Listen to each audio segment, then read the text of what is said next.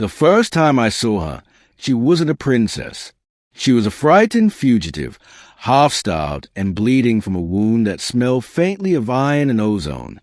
It was years ago, on the battlefield of Karun Delta, where the war between the human coalition and the Drelkin Empire had turned a green world into a wasteland of smoking trenches. I had been a soldier then, a medic posted to the front lines because I couldn't keep my mouth shut around officers. My unit was gone, ambushed in the night, and I was alone when I stumbled into the clearing where she lay collapsed. At first, I thought she was one of ours. Her frame was humanoid, slender, curled in pain. But the ridged patterns across her cheeks and the faint bioluminescent shimmer in her hair betrayed her heritage. A Drelkin. Enemy. Her wide eyes opened when she smelled me, and I saw fear and defiance. She tried to crawl away, but her body gave out. That was when I made the choice that would haunt and shape me for years to come. Instead of raising my rifle, I knelt, opened my pack, and treated her wound. She never spoke, not then, only watched with those shimmering violet eyes. When I was done, I left her wrapped in a thermal sheet, hidden among the rocks. I told myself I'd done it because she looked too young, too lost. I told myself mercy wasn't weakness. I never expected to see her again. Years passed. The war burned itself out. Treaties signed in orbiting stations, reluctant handshakes between diplomats, grudges buried in ash. I left the service and tried to rebuild my life on Haven Prime, a trade hub where species from across the spiral arms mingled. I fixed ships, kept to myself, and tried not to think about the past. It was there, in the bustling sprawl of the lower markets, that she found me again. I didn't see her at first. The crowd was thick, a mix of vendors hawking spices, mechanics shouting about parts, and children weaving between legs. I was adjusting the calibration on a grave skimmer engine when I felt it, the weight of a gaze. I looked up. She was standing a few stalls away, dressed in flowing silver robes that marked her as someone important, guarded by 2 armored sentinels. Her posture was regal now, but her eyes, the same violet eyes, were wide, frozen, staring at me as though she had seen a ghost.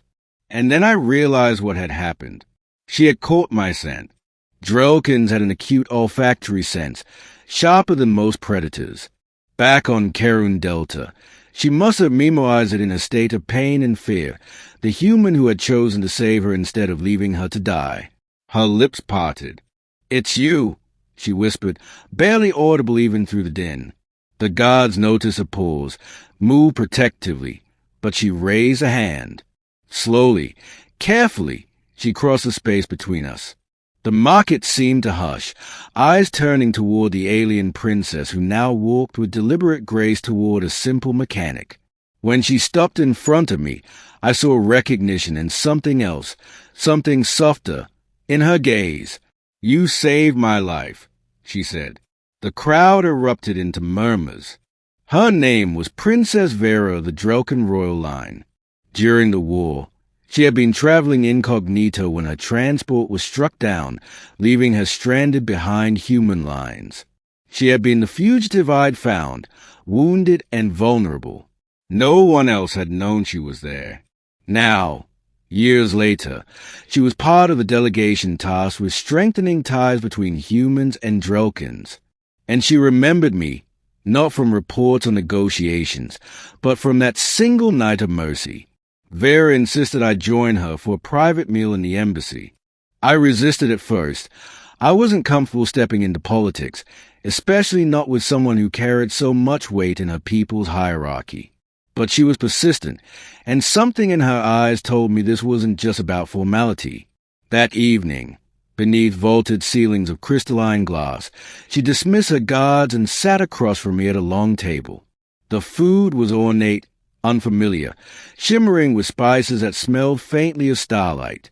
I ate sparingly, watching her instead. "You don't understand what you did," she said at last. "If you had left me there, the Drelkin Empire might have found my body and declared the humans had executed me. Always, I might have fallen into your military's custody, used as a bargaining piece. But you, she paused, as her words failed her. You gave me life, and with it, a chance to help end the war. I frowned. I didn't end the war. No, but you gave me the strength to return. And when I revealed myself to my people, I carried the memory that mercy was possible, even from an enemy. That memory shaped how I argued for peace. Her eyes glistened, and for the first time, she looked less like a princess and more like the young woman I'd found on the battlefield. You are part of my story now, whether you wish it or not. The days that followed blurred. Vera made a point of visiting my workshop, unbothered by grease stains or the curious looks of passers-by.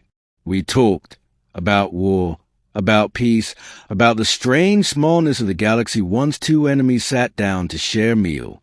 But the shadows of the past were not so easily erased. One night, I found my shop ransacked, tools scattered, walls scorched.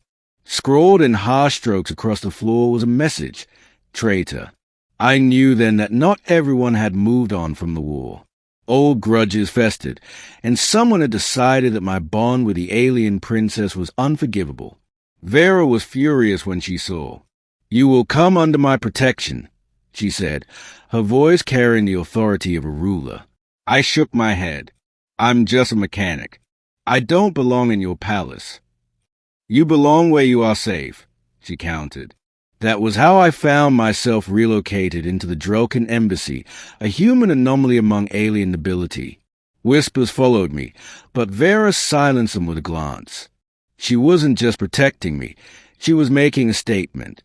Yet safety proved fragile. Weeks later, during a diplomatic summit aboard the orbital station Halcyon Crown, an attack ripped through the chamber. Explosives tore open the hull, alarms blaring as atmosphere vented into space. Chaos erupted, delegates screaming, guards clashing with master assailants. I should have run. I wasn't a soldier anymore. But when I saw Vera separated from her guards, struggling against the pull of the decompression, instinct overrode fear. I lunged, grabbing her hand, bracing us against a fractured bulkhead. Together, we pulled into an emergency shelter as the station sealed compartments. Her breath was ragged, her crown shattered, her robes torn. But she was alive. She clutched my hand tightly, eyes wide. Again, she whispered. You saved me again. The aftermath revealed the truth. The attackers were extremists, human and Drelkin alike, who despised the peace. They had wanted to shatter the fragile alliance by assassinating the princess. Instead, the galaxy watched as footage leaked of a human mechanic risking his life to save her. It spread across networks, a symbol of unity no speech could manufacture. Vera stood before the assembly days later, her voice carrying across star systems. This human once chose mercy when war told him to kill. He chose bravery when fear told him to run. He is my proof that peace is not only possible, it is inevitable. And then, in front of the galaxy, she turned to me. He is not my enemy. He is my family. The word echoed, heavier than any title. Family, not bound by blood, but by choice, by the scent of memory.